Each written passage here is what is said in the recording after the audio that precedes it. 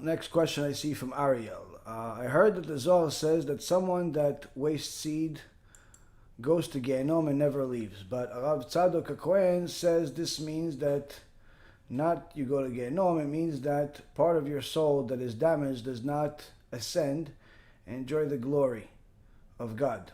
I don't study Zohar regularly just on this issue. Okay, so in regards to a person that wastes seed, if the person does not do chuva, he goes to Gehenom and he does not come out. This is what is said. We actually learned yesterday from the Rambam in Ilchot Tshuva. This is also in the Reshit Chochmah. A person that wastes seed goes to the 7th level of Gehenom, or whoever goes there does not come out. This is also in the Gemara, and this is also in the Zohar, and across the board. This is referring to somebody that wastes seed intentionally and does not do tshuva. They lose their olam haba. This is the opinion of all. This is not just the opinion of the Zohar or anything else. Now, if a person does tshuva, then it depends on the level of tshuva that they did. If they did partial tshuva, then they'll have to go to Gehenom partially. If they do full tshuva, then they will not have to go to Gehenom at all. So it all depends. But in regards to a person that wastes seed, we have probably over 100 videos on the particular topic, which includes the halachot, the ma'amarim, the different ideas, the medical issues. All of the different things are all to be learned from those lectures. And hence the reason why we're even giving this stuff out for you to help other people learn, because most people are so addicted to the sin itself that they look for reasons to justify that it's not so bad in order for them to continue. So a person needs to not fool themselves. We don't make things up. We don't just come up with things out of a hat. What we say is what is written, and we bring sources for everything. Just yesterday we talked about it in the lecture. It's in the Rambam Ilchot Tshuva. We also talked about it in countless lectures with details. There are literally over 40 or 50 hours worth of lectures that I have about this particular topic, that a person that learns them will understand completely, not only that it's forbidden, but also the magnitude of the sin. And I've had, Baruch Hashem, countless men, both young boys, teenagers, guys in their 20s, 30s, 40s, 50s, rabbis, avrechim, religious, non-religious, Jews, non-Jews, people literally from all walks of life that listened to those lectures, listened to the movie, listened to all of those things, and all arrive at the same conclusion that this is the indisputable truth, this is real, and nonetheless, they have to do tshuva. And Baruch Hashem, countless people have done tshuva and have changed their life, and many of them told me how their life have changed for the better, because of them doing tshuva. Many of them ended up making a lot more money. Many of them ended up finding a spouse because of it. Many of them ended up having a better improved health as a result of it. Some literally had open miracles because of it. All types of things. So the reality is that the Chachamim teach us to be extremely careful of this sin. So much so that they say that you're not even allowed to touch your brit if you're a single guy at all, period, even if you need to urinate. Okay, so just so you understand how horrible this sin is. So, of course, a person needs to know that the sages are not just saying things just because they want to be shock jocks.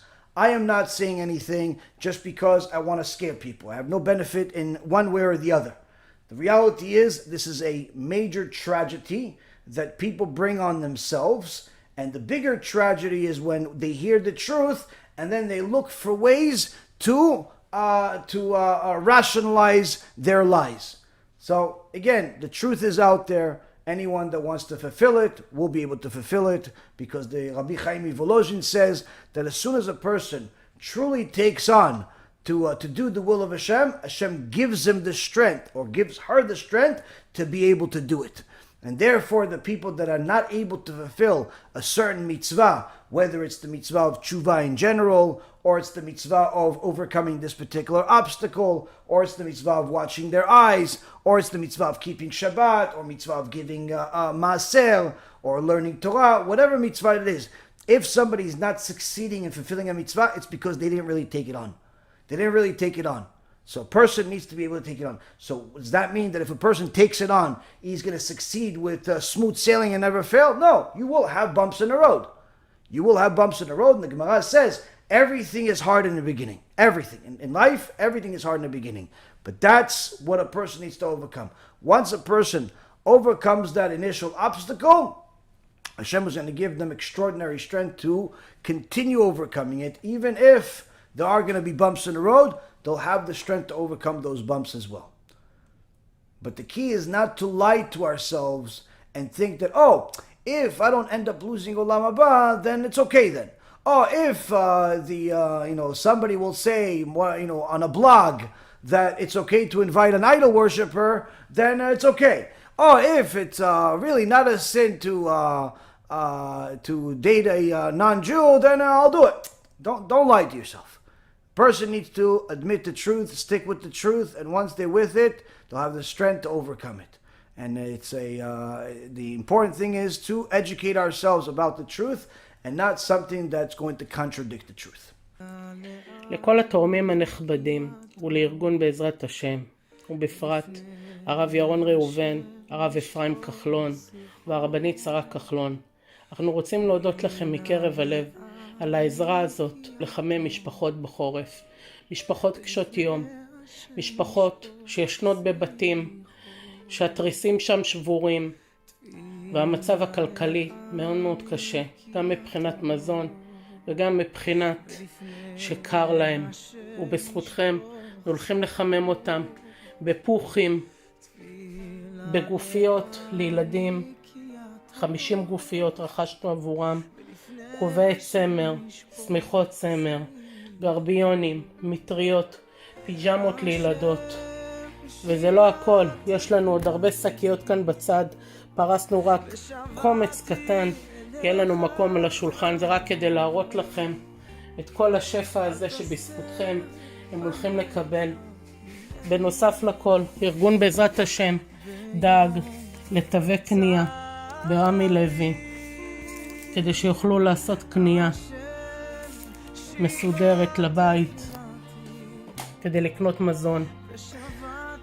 אין לנו מילים, אלא רק להודות לכם. ועדיין עוד עשרות משפחות, אפילו יותר, זקוקות לעזרה שלכם. וארגון בעזרת השם, מהתרומות שלכם, דואג לנו ומסייע לנו כדי לחמם את המשפחות האלה. תבינו, המצב מאוד מאוד קשה. ואם לא אתם, אין מי שיעזור להם. יש שם משפחות שאנשים חולים, אנשים נכים, שלא יכולים לסגור את החודש, ילדים קטנים עם צרכים מיוחדים, ואנחנו אמורים לדאוג להם. ואנחנו נשמח לעוד תרומות, לעוד עזרה שתוכלו לתת לארגון בעזרת השם, כי הם מחזיקים את המשפחות האלה בחגים ובשבתות, ובמקרים כאלה כמו שאתם רואים, בגדי חורף. וזו זכות מאוד מאוד גדולה, שהקדוש ברוך הוא יברך אתכם ותמיד ייתן לכם להיות בצד הנותן. וכמו שאומרים, כמו שאתם משמחים את הילדים האלה, הקדוש ברוך הוא ישמח את הילדים שלכם. ובעזרת השם אנחנו מברכים אתכם על הכל. תמשיכו לסייע לארגון בעזרת השם, זכות ענקית. תודה רבה והמשך יום נעים. לכל התורמים היקרים, אנחנו רוצים להגיד תודה רבה על זה שתרמתם סמיכות. הם גם רוצים החמודים להגיד לכם תודה רבה. תודה רבה. הוא מחמם אותי, וגם תודה רבה על המטריה. היא תורמת לחולצת בית ספר, ותודה על הסמיכה החמה. היא מחממת אותי כל שנייה שאני נכנסת למיטה. תודה, ביי.